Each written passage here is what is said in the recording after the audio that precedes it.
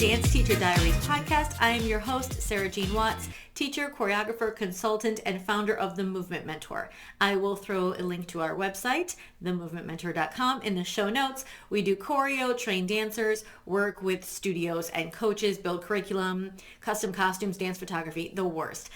The works. Okay. We're the worst. Hey everyone, welcome to the third episode of the Dance Teacher Diaries podcast. I am your host, Sarah Jean Watts. I'm a teacher, choreographer, consultant, and founder of The Movement Mentor. I will throw a link to our website, themovementmentor.com, in our show notes. We train dancers, do choreography, work with studios and coaches, build curriculum, custom costuming, dance photography, the works. So check that out when you have a minute. Now, if you are watching this on YouTube, you are most likely watching the uncut version. It's like the Dance Teacher Diaries podcast uncut. I do way less editing to the YouTube version that you see with the video. So that will always be like the most real version of this recording process and everything. You get to see me mess with my hair and the lights and look at my notes a lot, and probably a bunch of the bloopers that I decide to leave in where I completely mess up what I'm going to say. But certainly I cut that down the best that I can for the just audio podcast streaming sites to keep it a little bit more concise. So hello, if you're watching this on YouTube, and I hope I'm having a decent hair day at the moment. All right, let's get to it. Continuing along with addressing topics relevant to the competition season, today we are talking about what dancers should be focusing on when they practice at home during the most intense part of the competition season. So like the actual attending competition part of the season. That's what I mean by most intense. This will be handy for studio and all-star programs. I know that scholastic teams have pretty much wrapped up their season by this point and are planning for the next season. So by scholastic, I mean school-associated teams, most likely. But I do have some episodes coming up specifically for you guys, those people that are working in scholastic teams. So continue to follow us, please. And plus, you'll find some useful info in this episode for the future. All right, let me scroll down the notes a little bit because I have some admin stuff to address, as per usual. Because I strongly believe in giving credit to the people that collaborate or contribute to a project or effort, whether they are visible or behind the scenes, I want to mention this episode's cover art. Credit to the dancer and image creator will always be in the caption on my social media posts, so you can look for it there. But I want to give a quick shout out to Kyla Barsh, who is the little firecracker you see in the photo for episode 3.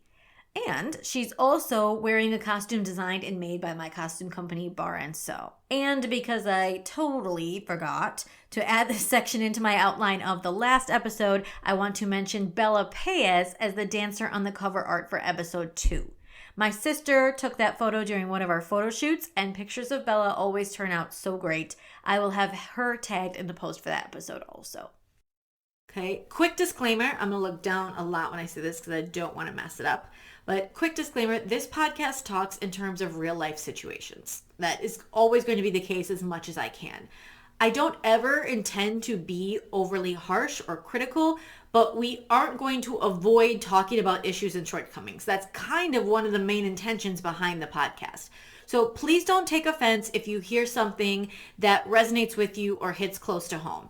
If you need to, just leave it on the side of the road and move on, disregard, or take it as an opportunity or an area to give you some extra thought and improvement. This is meant to be constructive, but honest for all parties from all angles. Like I've said several times before, teachers, students, coaches, studio owners, parents, everybody. Okay, so back into the podcast. Disclaimer over. What am I referring to when I say the most intense part? I kind of already answered that, so I'm skipping around in my outline. But the most intense part of a competitive season between weekend competition. So it's, the couple weeks leading up to, then you have a competition, then you're going into, a week or two before the next one, or sometimes you have back-to-back weekends, things like that. So how do you continue to practice at home? What should you practice at home to really be effective during this particular part, or this particular part of the season, I should say? Okay, I'm also referring to what you should be doing outside of normal classes and rehearsals. This is like dancer alone at their house or wherever they like to practice time. This is not talking about what happens in the actual classes and rehearsals. I have a separate podcast planned to talk more towards teachers about how you might want to structure that time, but this is not for that.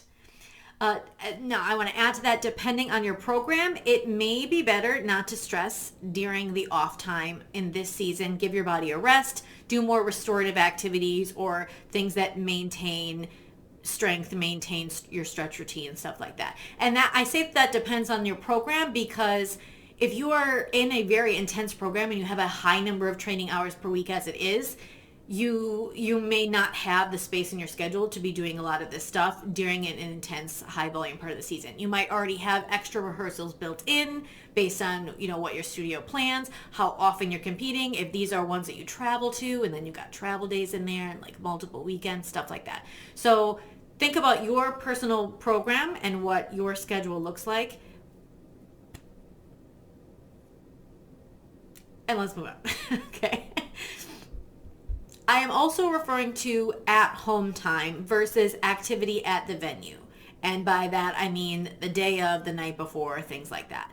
So day before practices, on-site run-throughs, warm-ups, that is, again, its own animal. I can cover that later if you guys would like. I'll probably put it on the list for something to talk about later. I think I'll definitely put how to warm up or like effective strategies for warming up in a different podcast. But I'm not talking about that either. There are specific things that I would recommend that you do the day before, the night before, the day of, that are not exactly these things. There might be some overlap, but that's not what I'm talking about today. Oop, went too far. Tackle what you should. All right, we're getting into it. Tackle what you should and even can work on. That is my first bullet point. Tackle what you should and even can work on. Meaning, things you probably can't practice on your own or at home. So here's my little quick list of things you probably can't practice on your own or at home. Group formations. That's kind of a no-brainer. Lifts. Also kind of a no-brainer. That doesn't mean that you can't, kind of mark through your part of the lift, or if you have, you're the person being lifted to the fly, or in this case, whatever terminology you want to use for it. And there's something about that you need to work on. But obviously, the functioning of the lift itself cannot be done. Timing of ripples off a standard count. What I mean by that is that it would be beautiful if everything always depended on counts. That's not always the case. Hopefully, at least you know about where you go in the music, because your rehearsals have been consistent and you're always doing a specific movement at a specific part of the music. But in general, I'm just saying, if you know that you go on 5 or 5 and, or, the and between, or whatever that case is in the ripple, then certainly you have a solid count, you have a solid beat in the music for that. But if it's something like a little bit person or touch or visual dependent, that would be harder to work on, of course. And then I'm going to throw in here some technique skills depending on your flooring and space. So it may not be safe for you to do acro at home, turns, leaps, full out, because you might kick something. Turning on carpet or extremely slippery floors isn't usually safe. So that kind of stuff you would have to save for studio environment. Okay, but what you can focus on, new topic, new list, what you can focus on. Knowing the choreography. That's my first one. This should be done by now. In theory, right? In a perfect world, this should be done by now. So hopefully you already know the choreography. If you don't, you should absolutely focus on that as your number one priority before anything else. Okay. This kind of also funnels into something that I call the phases of cleaning. And in my opinion, I've seen other people post about what their opinion of the phases of cleaning are, and I think they're good and valid. I have my own opinion on the phases of how one cleans a dance. And for me, I guess knowing choreography is like literally phase 0, if part of that process at all, because if you don't know it, we can't clean it. So certainly get your choreography down if you don't know it.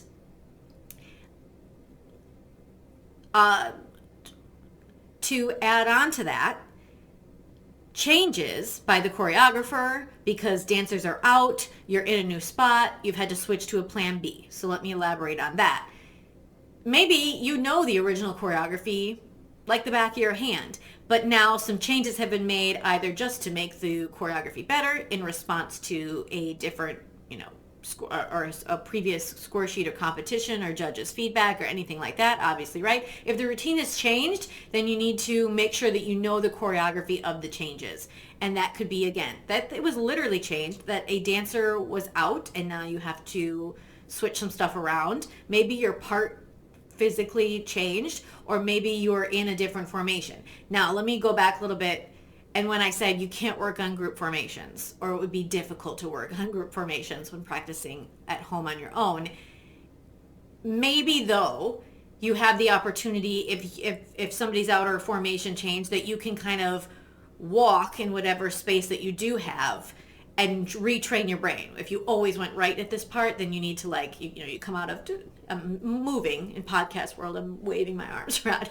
You're moving around and you're used to always going to cutting to the right at that part, and now you need to go left or something like that. So that's something you might want to re-drill into your brain before you just go to muscle memory on stage and you're going in the wrong direction. And then plan Bs. Plan Bs for me, and there's plan Cs and plan Ds sometimes.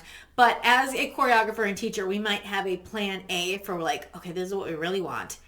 And it might not be working right now, but we're going to hang on to it for as long as we can. And then we get closer and closer to competition season, and it's just not looking like it's going to come together. Either it doesn't look right, we can't get the timing right, we didn't get the skills acquired that we thought we were going to have by this point, whatever the case is. And now we're like, okay, let's switch to our plan B. If you are in that kind of scenario where your teacher, your coach, your choreographer has now switched you over to plan B, make sure that you are doing that one and not the plan A version that you've probably been practicing longer. Okay. Moving on. Timing. Things you can work on. Timing. Timing could be with counts, with music, and in silence. And I recommend all of them.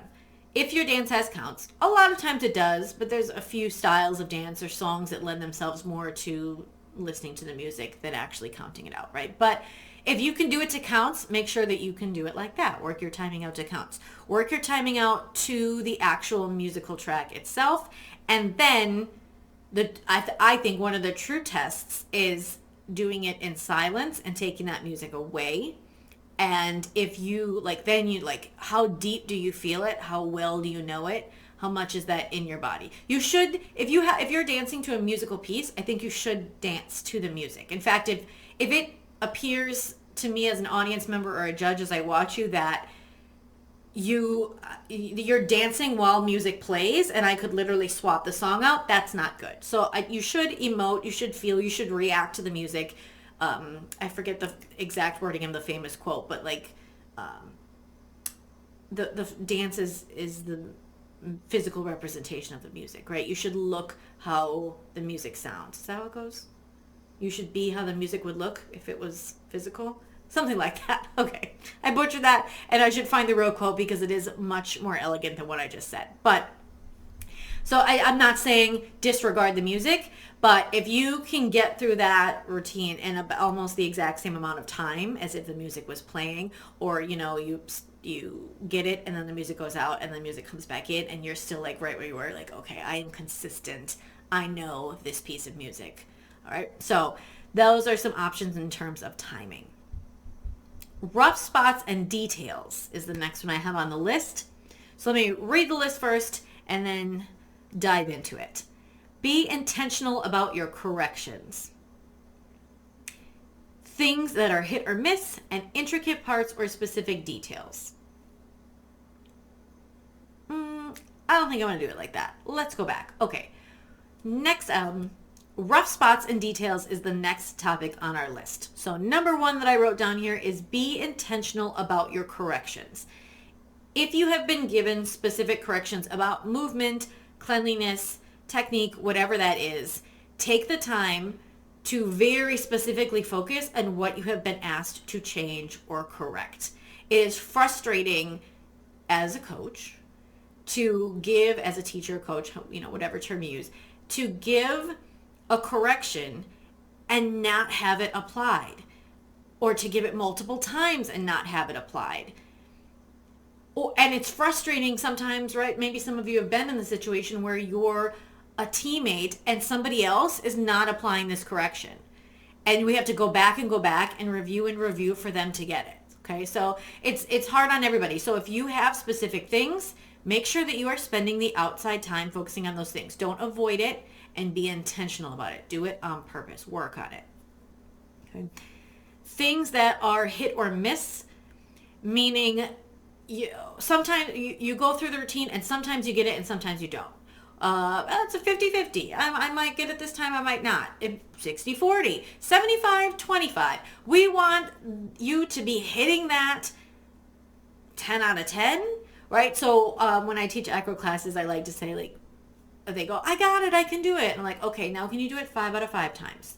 And then can you do it 10 out of 10 times? I don't usually increase the number more than that because things happen, but you don't have something if you do it once or you do it some of the times. How consistently can you execute? Then you have it. So any sections of your routines that are hit or miss, or that you sometimes get and sometimes don't, narrow in and focus on those sections so you can get them more consistently, or in other words, get them more often. That 5 out of the 5 times you do it, you're going to get it. Okay.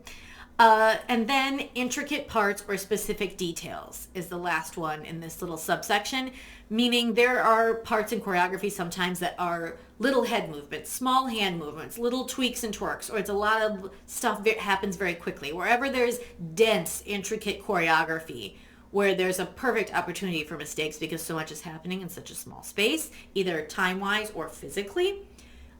Spend time on those. And then specific details. Again, similar. It might be that we all have to do this quick little twitch here or twitch there, or, specific details. So similar to intricate choreography, but anything that just has to be just so. And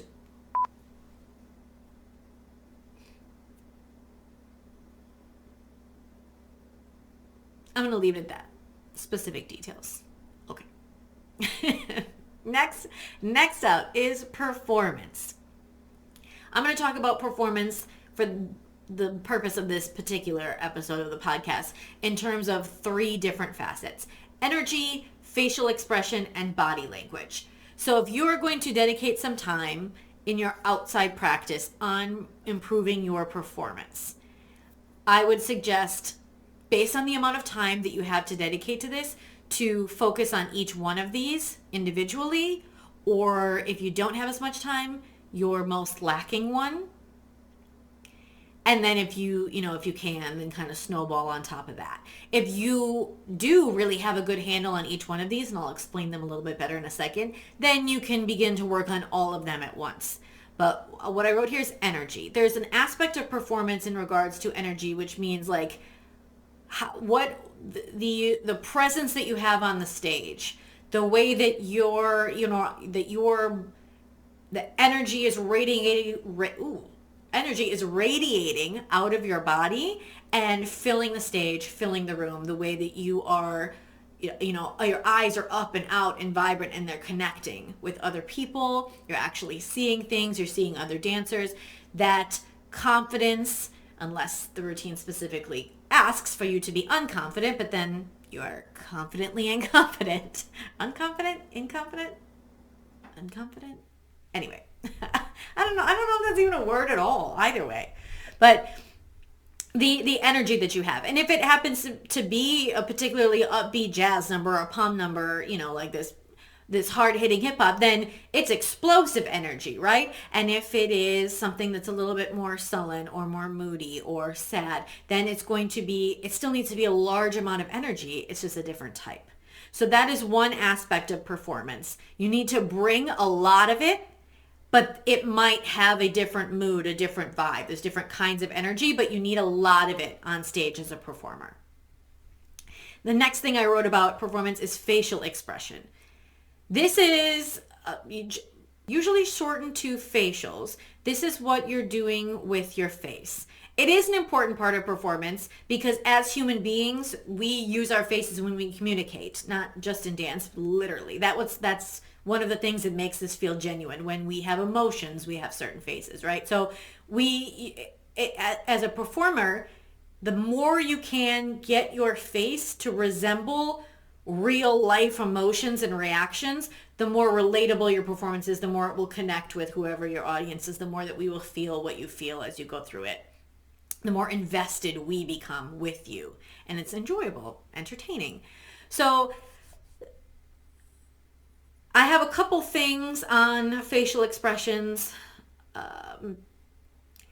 They should be relevant and realistic. I don't want to spend too much time on this. Again, I'm trying to keep my episodes a little bit shorter. I think how many times in any one episode do I say, I need to do a separate episode on? I don't think I'll ever run out of episodes for this podcast. It would be shocking if I ever do, because I'm always like, separate episode. But I have so much to say about facial expression, and it is such a struggle point for so many people that I want to give it adequate time. So future Sarah, remember to put that on the list and do a podcast episode about that. But check your facial expressions. Make sure that there is a variety of them. Hopefully they're not over choreographed with like too many vowel sounds. That's a little bit old school.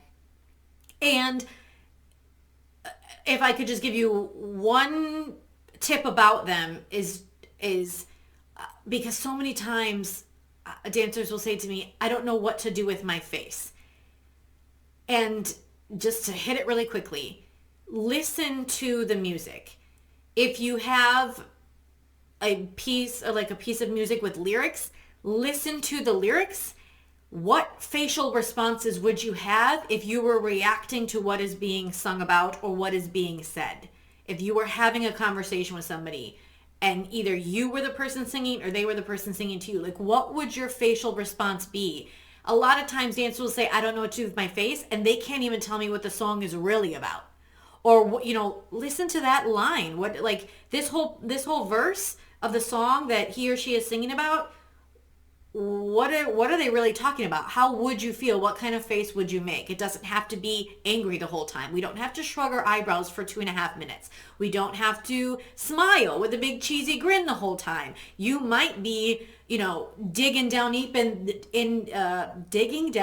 there angry, and then 15 seconds later you have this different, this hope comes across the face based on what's going on in the song. It's a little more difficult when you're working instrumental, which is why I want to dedicate separate time to all this stuff later, but facial expressions, work on it.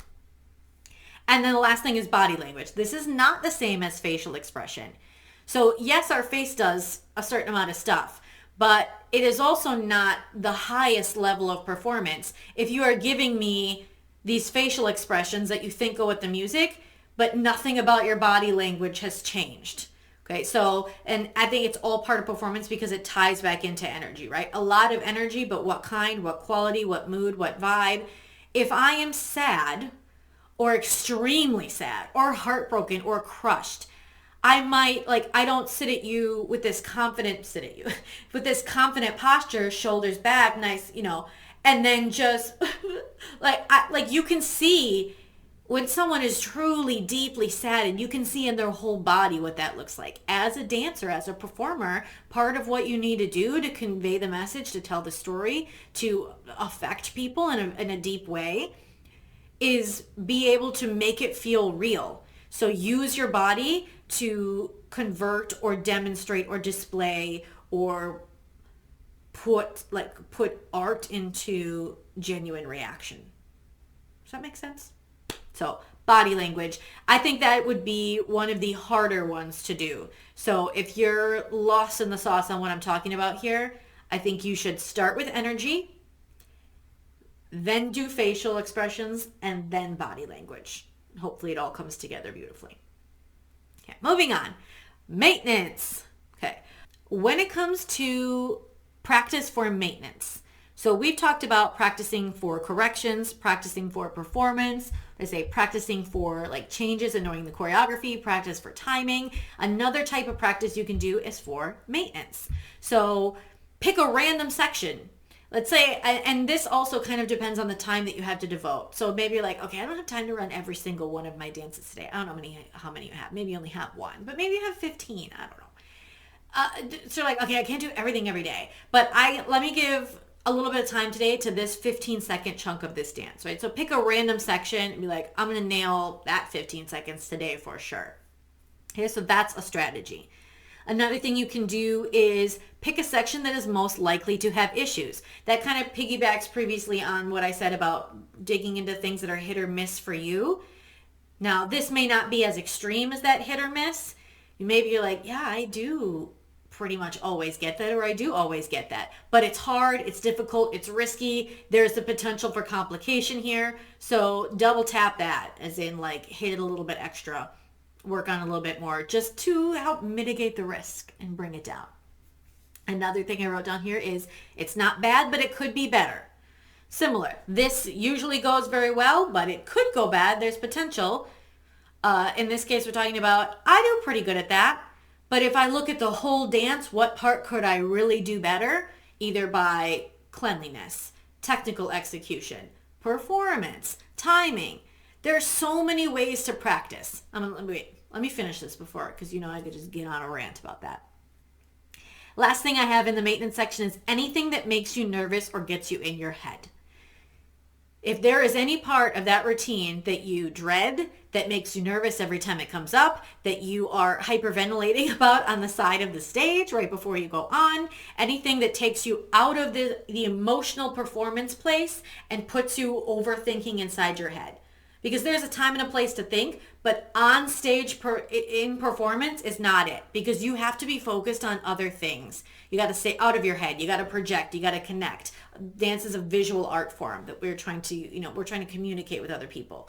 So get out of that headspace. So if there's anything that makes your palms sweaty, makes you breathe heavy. Oh, I'm sounding like Eminem. Do you know that song?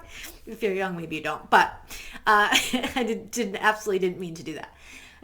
Anything like that, then maybe spend some of your outside practice time focusing on that. Okay. How much time do I spend on this? New topic we're into. So all this stuff that I've talked about, how much time do you spend on it? Well, the obvious answer is depends. Factor in your full schedule. Let me be a little bit more articulate and not just give you like an eye roll. Factor in your full schedule.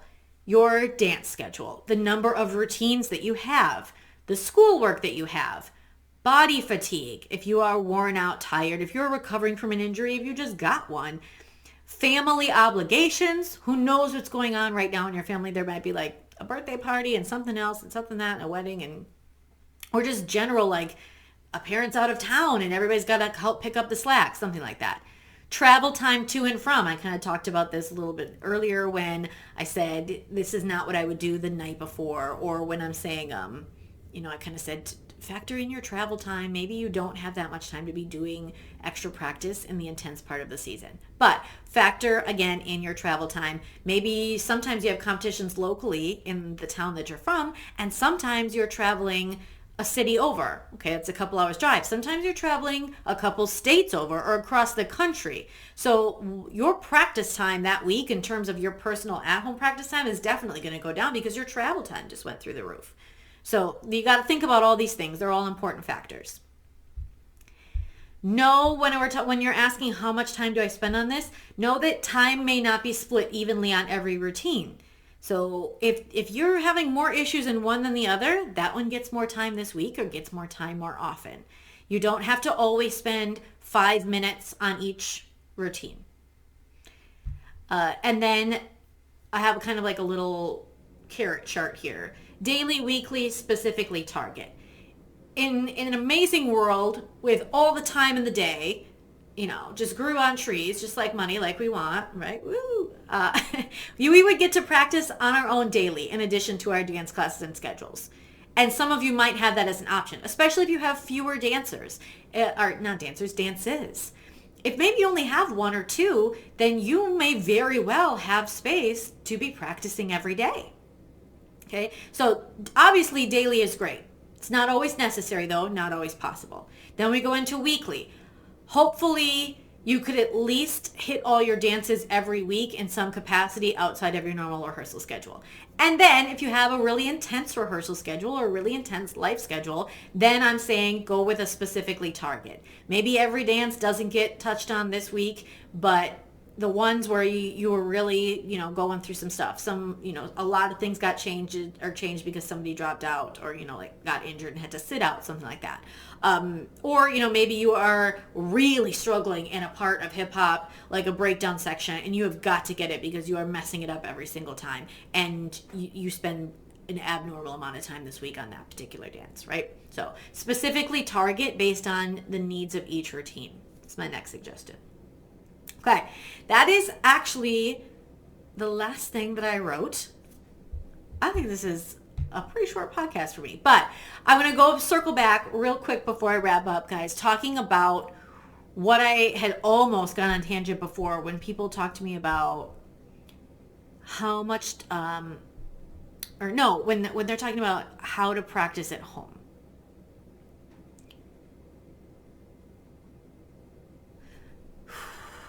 I just took a deep breath so I can really think about my thoughts on this. It is a common question that I receive, or sometimes it's not even comes at a question, it comes at you as like a complaint, or like I don't have time for this, or I don't know how to do this, or what should I be doing? In fact, to be honest, I might get this question more from parents than I even do from dancers. Really. It's like what should he or she be working on at home? What should they be doing? How can I help them?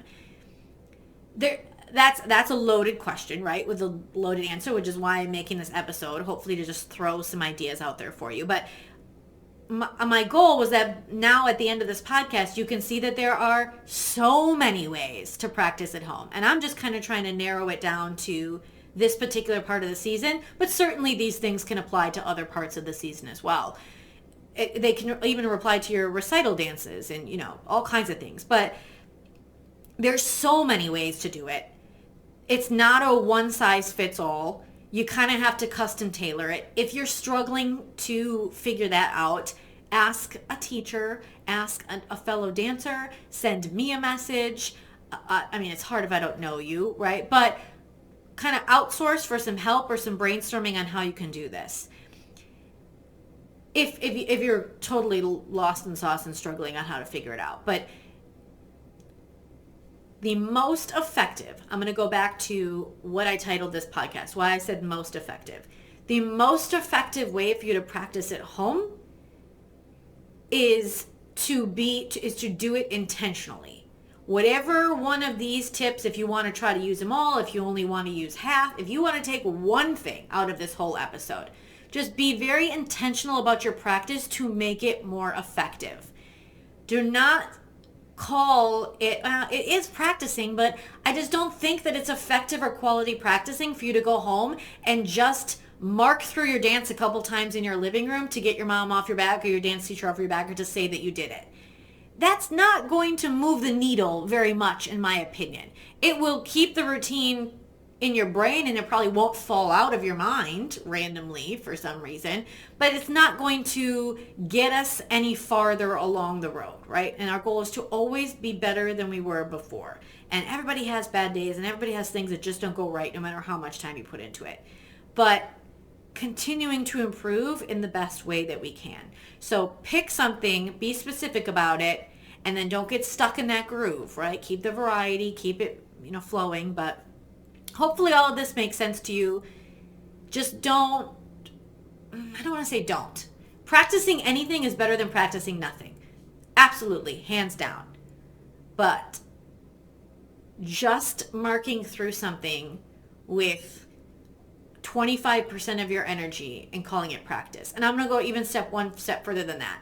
Doing the dance, like putting the music on and doing the dance with not having set any intention or idea prior to pressing play about what you're going to improve that time is also not particularly effective, in my opinion. it's not super impactful, at least. Again, it's practice. It gets you doing the dance. It gets you moving. You might hit some good stuff that time, so better than nothing. But have an idea before you even start of what you're really trying to do in that run that day so you make the most of your time. Okay. Productive. Effective and productive. I should have used the word productive more in this podcast. Darn. Okay. But effective and productive. All right. So that is going to be it for me. DM me your questions and topic suggestions on Instagram at The Movement Mentor or at Dance Teacher Diaries, and on Facebook at The Movement Mentor Official. You can also contact us through our website at themovementmentor.com/Dance Teacher Diaries. And let us know if you want your questions to remain anonymous. I will certainly not say your name or anything. Take out as much information as I can that identifies who you are, if that's really important to you, that not be put out there. Okay. In upcoming episodes, I'm actually going to switch it up. I prepared an episode about what to do when you're stuck on a skill. You can't seem to get it. It isn't working right, landing well. Maybe it's just super inconsistent. But we are going to put that one off for a little bit in response to listener suggestions and questions, which is great. I'm glad people are writing and asking me to address certain things. And of course, they are very competition related because that's what's on everybody's mind right now. Throughout the year, I will spend more time talking about training, studio culture, choreography, all the stuff. And as best I can, I will hit on as many of these competition type things I'm being asked about before the main season is over. Which means next week's episode is going to be about reacting to scoring and results. How coaches feel about your placements, what dancers can think about and focus on, what happens when somebody says that it isn't fair, even some thoughts for parents to help put this in perspective. Because I know some dance parents are out there wondering why things happen the way they do and what it all really means at the end of the day. So that's going to be a big one. I hope you tune in. Keep those questions coming. And if you know somebody who you think needs to hear some of that, maybe recommend this podcast before that episode comes out so it's not so obvious. All right. I'm good with that. Thank you for listening, and be sure to subscribe so you are right there with us in the next episode. Remember, if it doesn't challenge you, it won't change you.